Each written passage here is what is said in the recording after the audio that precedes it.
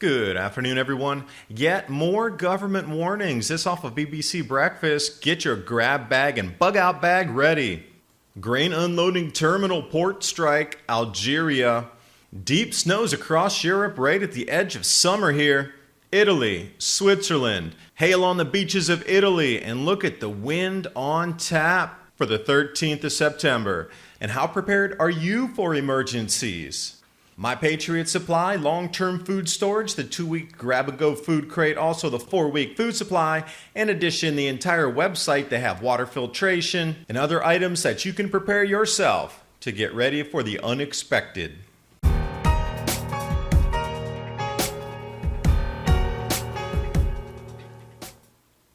And as Brexit fears creep into the consciousness of even the mainstream media now, BBC Breakfast putting out multiple warnings talking about, do you have a grab bag that contains keys and items that come in handy should an emergency happen?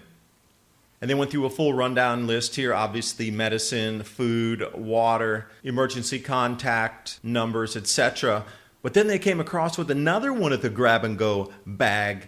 And then they even did reports on the street, just walking up to people saying, hey, do you have a grab-and-go bag? And a lot of people surprisingly said yes, and they described what was in their bags. And then we find it again, a third one.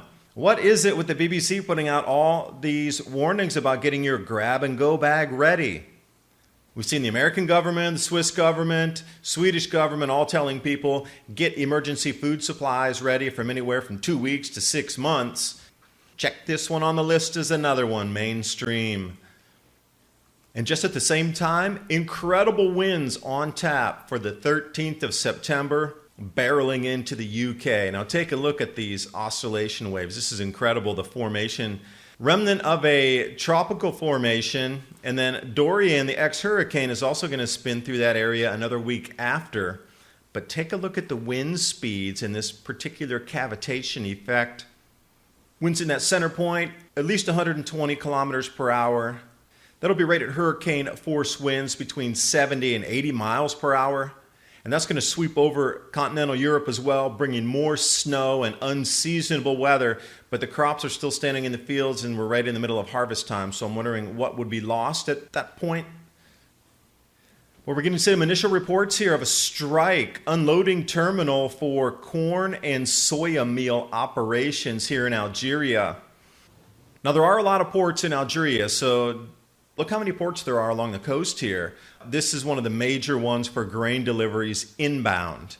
Now, is this another way for dock workers and others unhappy with what's going on to be able to now affect inbound food into the country to create greater change than just blockading goods? To be announced. It's just started this morning, so we'll see what happens and how long it persists and if there actually is anything that comes out of the action of the port workers. Beautiful winter wonderland. Oh wait, September 9th, it's the last week of summer. Autumn officially starts on September 12th or September 15th, depending on which calendar you follow. But for me, this is still another summer snow event. 6 inches up to 3 feet in many areas. Take a look at these cows walking through this global warming fest on the ground there. And those of you in the States, every meter is 3 feet, so you can do the conversion yourself there. Also 2,100 meters, what's that, 6,300 feet? Switzerland, morning snows. Look how deep that is, 1.5 to 2 feet registered there as well. And then we come down to Italy, beaches covered in unusual squall-like formations. Looks like snow, but that's actually hail covering the beach in Finale Ligure. And that's up in northwest Italy. And also John Clarkson putting a nugget out here. Only 3 of the last 20 years have seen this much snow measured at Spencer's Creek during spring. Now, we're jumping to the southern hemisphere. You're looking at Australia here. This comes off the Australian Snow Depth Update on weatherzone.com.au.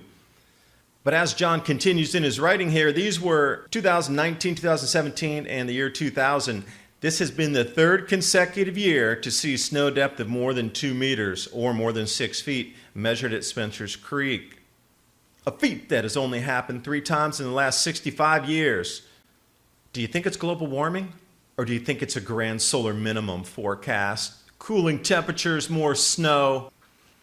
And here we are over to Algeria yet again. This time with hail, unusual hail. Algeria normally does not see hail, and if it is, it's the small pea size, not these larger ones. This is unusual. That's why it's making news there. And I talk about the upticks in hail size and wind ferocity, out-of-season storms, snows affecting crops. In the presentation, Winter is Coming, Cycles of Change and Transition. The link's in the description box below. It's 110 slides with 1 hour and 10 minutes of commentary and an MP3 as a bundle set there. And I do thank you for watching the video. Hope you got something out of it. Winter in the Northern Hemisphere, oh, that's going to be interesting this year.